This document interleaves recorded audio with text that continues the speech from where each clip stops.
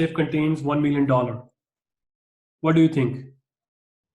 There is open opportunity here that somebody can, steal this $1 million, and chances are 100%.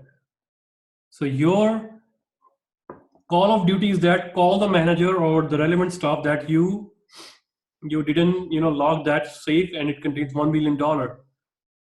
Rather, you say that this is an opportunity. If I didn't do that, somebody else can do that. Maybe my colleagues, maybe some security guards, or maybe somebody else.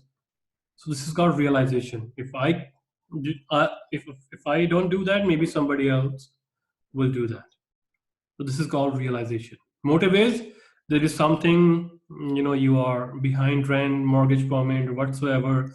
You want to pay your loan, or you borrow money from thugs or local gangs, whatsoever. It can be your own personality as well, your habit. You are habitual of doing some kind of fraud. Opportunity is you found some kind of loophole and you cash that opportunity against the company's policies, and that is of course intentional. The realization is that if everybody is stealing, why shouldn't I? Or if I didn't do that, then somebody else will do that, so why not I? Right? This is called fraud triangle. So we know that cash is the most liquid asset. It is the blood of any company. Well, plus huge, unethical practices may involve to this kind of stuff, because cash also, required by approximately everyone, right? It is the necessity as well, right? So there is the element of greed as well in this type of asset. So we established some kind of control. Let's talk about it. What is internal control? Internal means inside the company. If company failed to establish internal control, then fraud triangle activates through motive, opportunity, or realization. If internal control is strong, then fraud is minimized. How? Maybe you have the motive, but you have cameras as well, right? So you cannot do that, right? You have the motive, but customer have authority to call to your supervisor that I submit this one, but he didn't give me the receipt, or he gave me the receipts of less value. So it means you can get caught. Opportunity is that there is no loophole, and realization is that if I didn't do that, if I did that, I didn't do that, somebody else did that, maybe then he would be caught. So it's better I should call the manager and say he left without locking that safe, because there are cameras, thumb impression, there are infrared scanners or somewhere. So it's like that. So you cannot do that. So the primary way for fraud and errors: prevented, detected, corrected. So a good internal control is proactive rather than reacted. It's like that. If theft happened and then you establish the control, this is called reactive. Proactive, that so that there are the chances that this assets or this cash is going to be stolen. So you, in advance of that, before that situation happened, you take some corrective measures and you prevented that kind of fraud. We call this proactive. So internal control is established first of all from top, right? When you are planning for the organization and when you are designing the system of procedures. So objective of the internal controls are, first of all, your prime objective is to safeguard the company's assets, all kind of assets, and cash is also included. You encourage the employees to follow the policies, promote operational efficiencies, right? It's not like that you receive the cash, right, and then you report to the company after 2 days or after 3 days, right?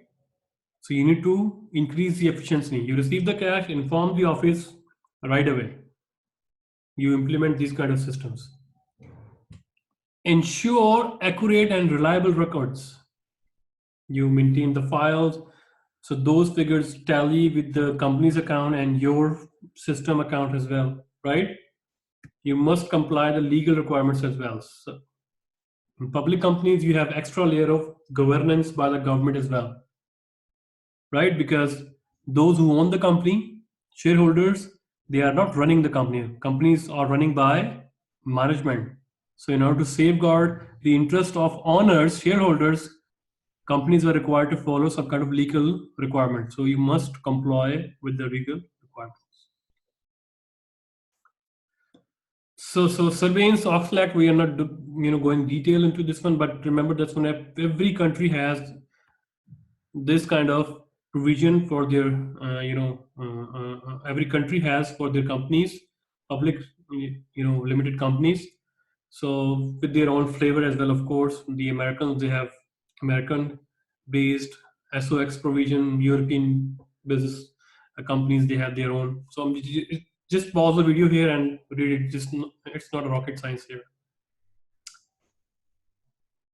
So basically,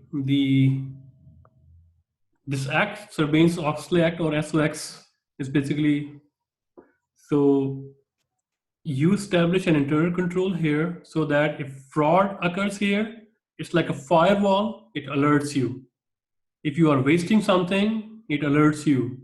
If you are having inefficiency, it alerts you.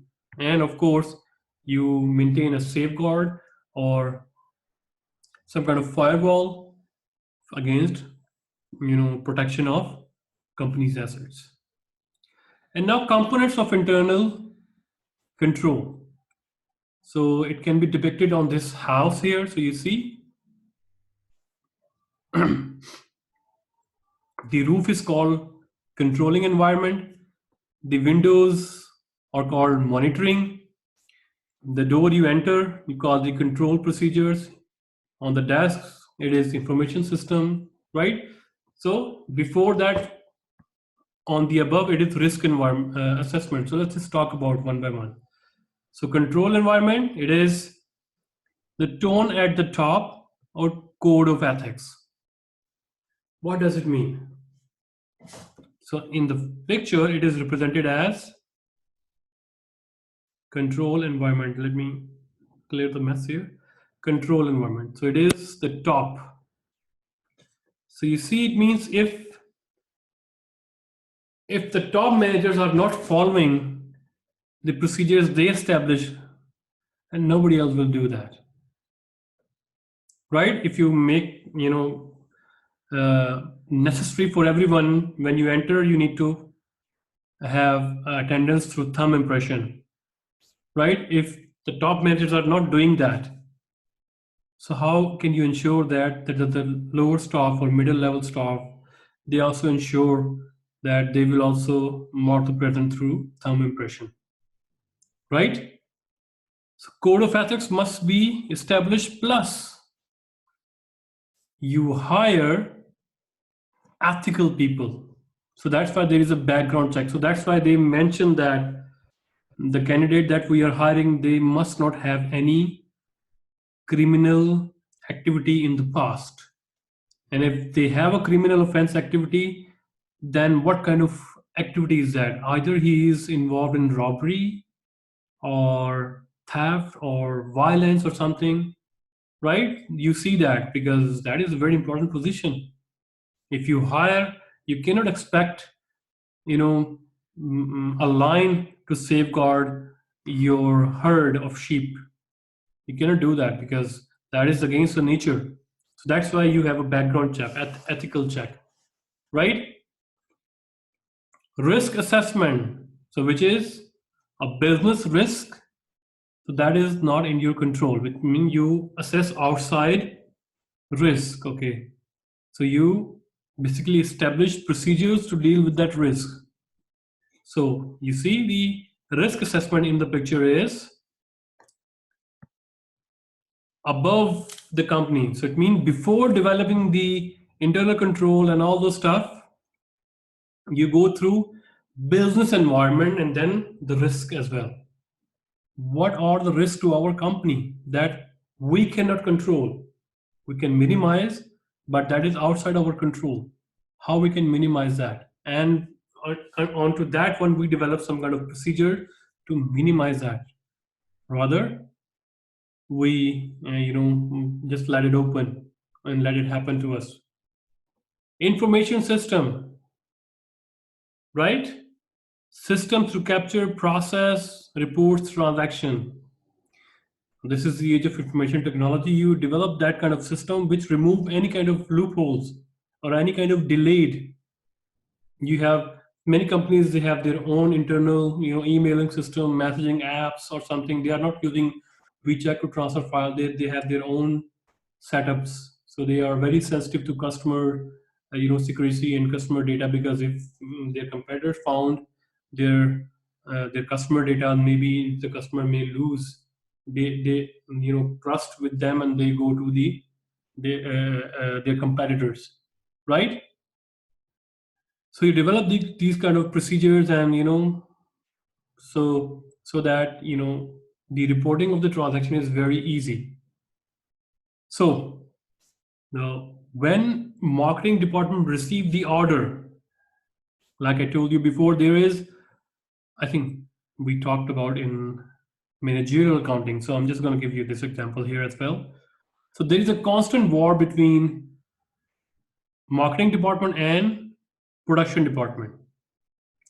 The production department is accused by the marketing department that they don't produce enough.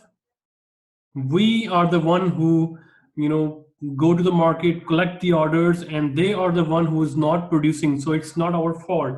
We should be given our bonuses. On the other hand, the production department will say that we are producing, we are running our production 3 shifts, evening, night, morning shifts, right? So but there are not enough orders, that or the marketing department is failed to sell those orders. But sometimes what happened, so there is a difference between order and confirm order. First of all, there is a quotation. Okay, you have this kind of stuff. Okay, we want to purchase from you how many days. So sometimes the marketing department managers or the employees, they collect the orders and they talk. They have like a friendly relationship with the client. They said, okay, because it's my job. So you place us the order first, and then after 10 days, maybe you say that we don't need that, just cancel the order.